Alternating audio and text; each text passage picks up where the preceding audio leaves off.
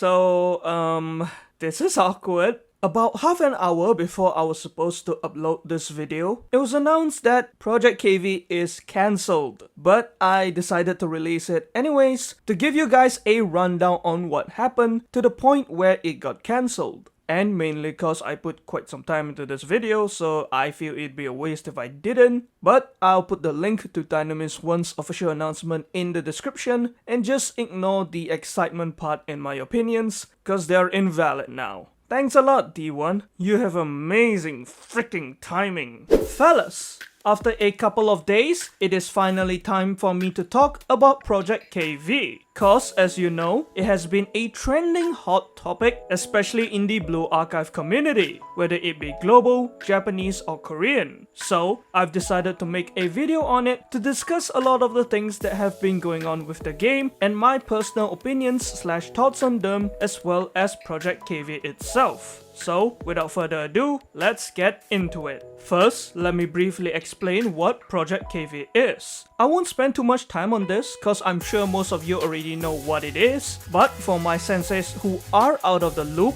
Project KV is a new game being launched by Korean publisher Dynamist 1 and Studio Alaya. So far, we don't know the official name yet, kinda like how BA when it first started was only known as Project MX, but us Blue Archive players have jokingly called it Red Archive. As far as we know, the team behind this game is mainly comprised of ex-BA devs, with some of the most prominent names being Byung-Lim Park, the former BA producer-director or PD, Isaku-san, the game scenario director, and the former lead writer of BA's Eden Treaty, Volume F and Volume 1 Chapter 3, illustrators such as Doremi, who designed characters like Ako, the PS68 members, Nagisa and Toki, as well as MX2J, the guy behind Akane, Shinatsu, Iori, Tsubaki, and etc. designs, plus Ui's illustrator, Child. Though I think they might all be freelancers, so they could still be working on Blue Archive. And then there's also Mitsukiyo working on Project KV's music. Though I do know he's a freelancer, so he's still doing stuff for Blue Archive.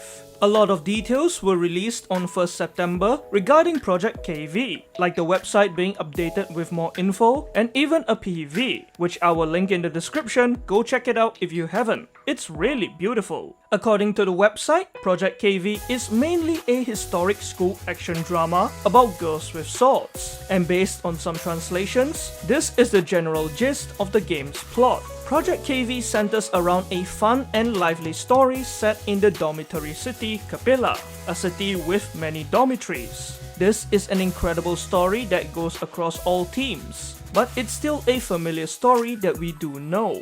With all backgrounds and circumstances in their mind, the children grab their own swords and board the trains, heading to the dorm city of Kapila, where students gather to live, study, and fight together, and it consists of hundreds of dormitories. One day, when you awaken in Kapila Central Station, your story begins. A handheld console in one hand and an unlimited pass for the railway in the other. I've waited for you, my master. There are obviously some differences in translations here and there, and I primarily focus on the general idea of the story, but that is essentially what Project KV is about. A few characters and dormitories were also introduced in the PV. Ohitome Kohane from Yunoka Dome, which has a hot spring theme to it, Kuzunoha Rei of Ura no Tsukasa Dome, which served as an Omyoji training center in the past, Ashihara Tsumori Koito, who is already my wife by the way, from Shingikan Dome that mainly consists of troublemakers, and Itokonoe Kaoru of Manyoshu Dome that also has a massive archive and a second-hand bookstore. Last but not least, what kind of game is it? At this moment in time, we aren't sure, but we do know that there will be an eroge, i.e. a R18 ecchi visual novel, which will be released during Comic-Con this December. Regardless, apart from that, we don't know what else it will be. Most likely they'll develop it into a different type of game after the VN, like a gacha game or whatnot, but we'll have to see. And the most important thing we know for now is that it will be R18, as proven by some of these celebratory artworks, and the Twitter account's constant retweeting of ecchi art. One very last thing to note is that this game is not related to BA in any way despite its similarities. More on that later. Not a prequel, not BA2, not a spin-off, nothing to do with Blue Archive, just that Dynamis 1 has ex-BA devs working for them. And this is further confirmed by Nexon's PD Kim Yong-ha, who retweeted Arisu Archive's tweet stating that BA is not related to Project KV. With all that out of the way, let's talk about the elephant in the room, i.e. the reactions of the community to Project KV. However, first a quick disclaimer, there are a whole bunch of rumors, speculations, controversies, etc. going around the development of Project KV, but I won't be covering them all, and I'll just be basically giving you guys the main rundown of the situation, explaining the important stuff, like how the Korean/Japanese and global communities feel about the game. So, if you wanna dig deeper, go ahead and do so on your own accord. Also, remember to take all these with a grain of salt, as a lot of it is just assumptions and rumors by the communities so far. So don't trust everything you hear/read online immediately, and I'm just explaining the stuff that have been discussed, and it'd be best to wait for proper concrete evidence. With all that out of the way, let's start with the Korean and Japanese community's reaction to Project KV. And to be honest, it ain't looking good, bruv. Lots, and I mean lots, of South Korean and Japanese players are not happy with the game, citing those who left Nexon, especially Isaku-san and Byung-lim, as traitors. And tons of hate is being directed to the game. Even under the PV, there are many comments from the Korean and Japanese players, expressing their anger and disappointment. Here's the part where I feel it goes into rumors and speculation, and I'd just like to stress again, I won't cover everything cause there's quite a lot, and I'll just summarize some of the important stuff. If you really want to learn more about what's going on, you can do so by looking it up, and if you'd like to, you can read this document by this Korean sensei, Stella Solaris, who has listed down the timeline of everything that has been happening in detail, especially the Korean community's reaction to Project KV. I'll link it in the description if you want to have a look at it. There's also this Reddit post which details some of the stuff happening pretty neatly, link in description. And there are other documents like this article from Gil-Yong-chan, Namu, a website which has quite a lot of explanation, and many more that summarize and explain everything that's going on, especially on the Korean/Japanese side. Again, take everything with a grain of salt since nothing concrete has been confirmed, but essentially from all these posts/documents that I've read up online, basically the senseis aren't happy due to a number of reasons. First and foremost is KV's blatant plagiarism. If you're a BA player and you look at Project KV, I think you can already tell there are glaring similarities between the two games. For example, the art style is extremely similar to BA. I don't really know how to describe it, but I guess the bright refreshing colors of the visuals we see in the teasers. And even though the main color is now red instead of blue, we can definitely see the similarities in the art direction. Sorry, I don't really know how to explain it, but you can just tell if you put both games side by side. There's also the use of halos in KV, and this is probably the biggest single piece of copying that a lot of Japanese and Korean fans have an issue with. When you think of BA, one of the main things that you immediately think of are the student halos, which has become such an integral part of BA's identity, and it's what differentiates it from other gacha games,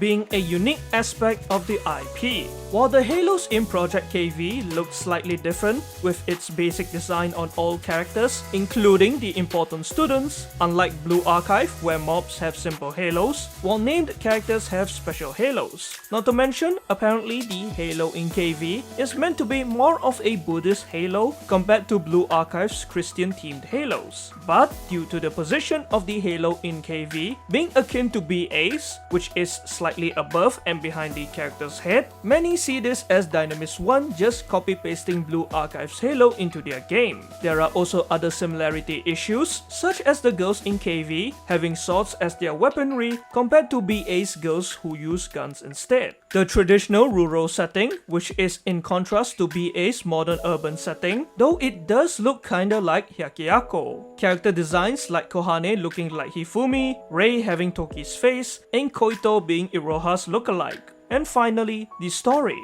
This is one of the most prominent as it is almost identical to BA's. As I mentioned, the students in KV go to Capella, the dormitory city to study, and there are hundreds of dorms to live in. Granted, there is a small difference with Blue Archive, where the students live in Kivotos itself and they don't move anywhere. But as you can tell, Capella, the dorm city, is KV's version of Kivotos, the academy city. And the dorms in Capella, like Yonoka, Shingikan, and Urano Tsukasa, are essentially like the academies in BA, with some even attributing these dorms to Abydos, Gehenna, and Trinity respectively. There's also the issue of the main character, a senseis. But this time, we aren't called that, but rather, we are master.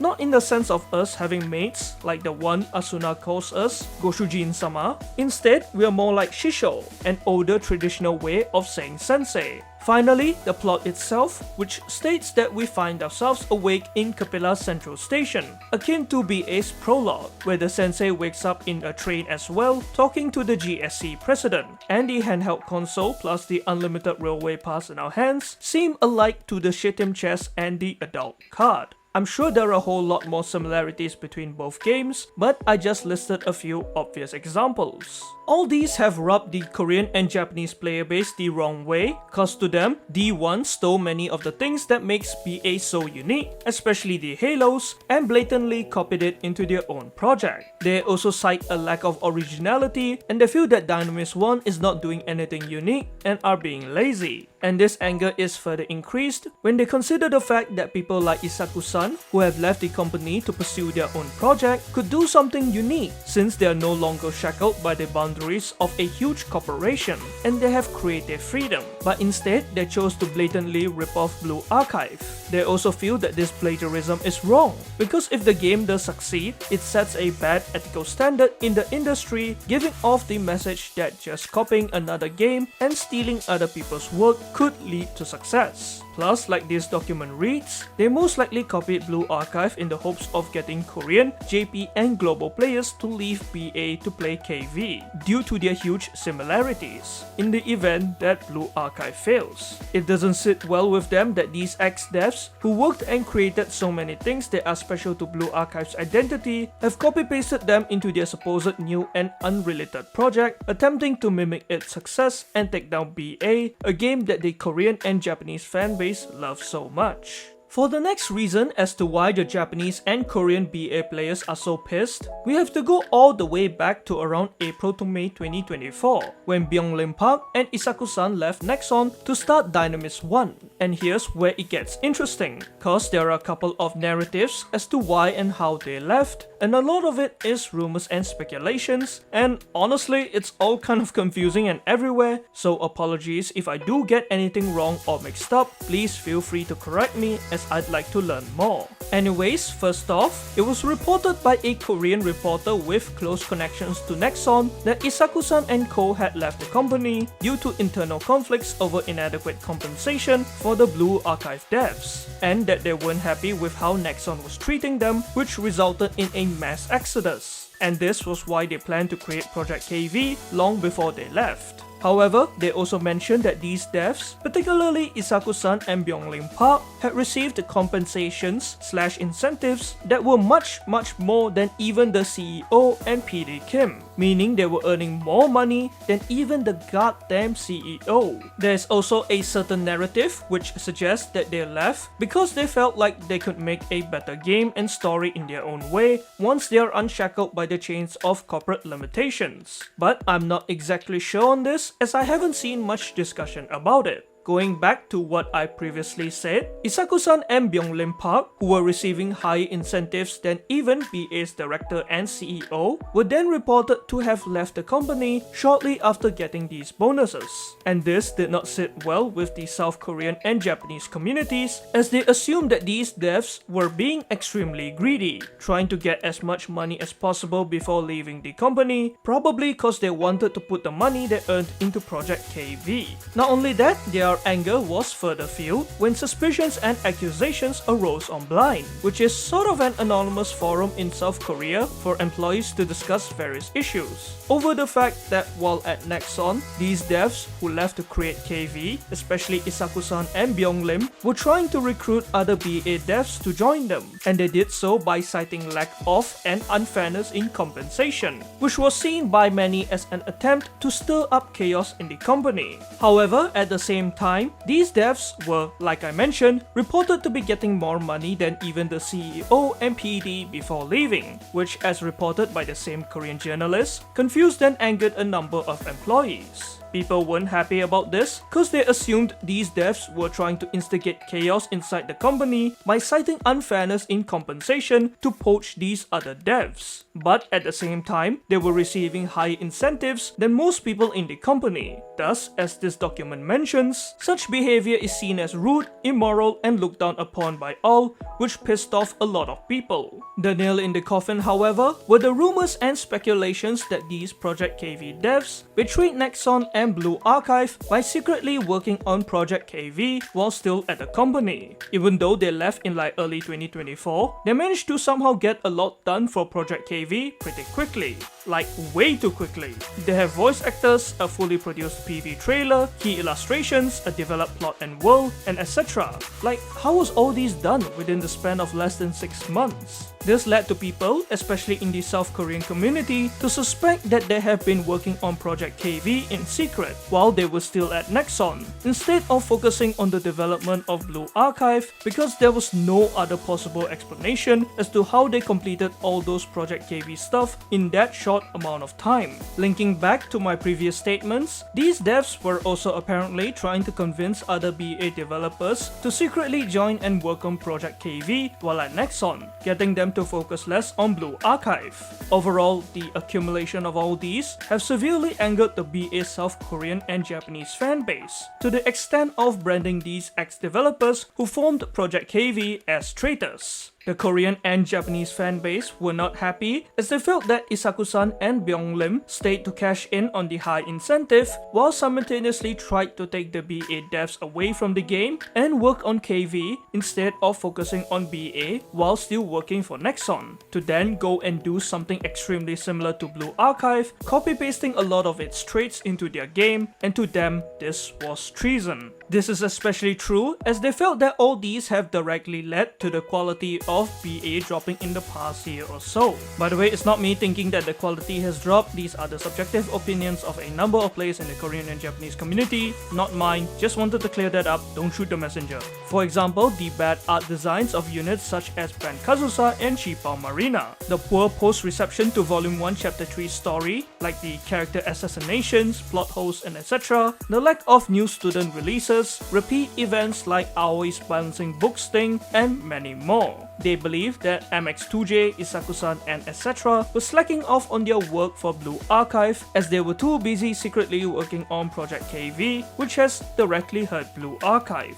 From what I've seen, these players are mainly angry about this because they love Blue Archive so much, and to see the game's quality drop as a result of Isaku-san and such, who mind you are highly regarded figures in these communities, not focusing on BA's development was like a huge betrayal as they directly or indirectly caused the game to fail to meet the fans' expectations. Not only that, for them to also try and hurt BA more by poaching devs, and to make a game that has too many similarities to Blue Archive, which could also negatively impact BA's future depending on its success, was like a stab in the back for these senseis, who have placed their trust and love into Blue Archive as well as these developers. All in all, every single one of these, from the plagiarism to the internal conflict between the ex-devs and Nexon, have left the Japanese and mainly the South Korean community absolutely furious, to the point where the internet community around BA in South Korea has banned any mention of Project KV and its creators to avoid potential conflict.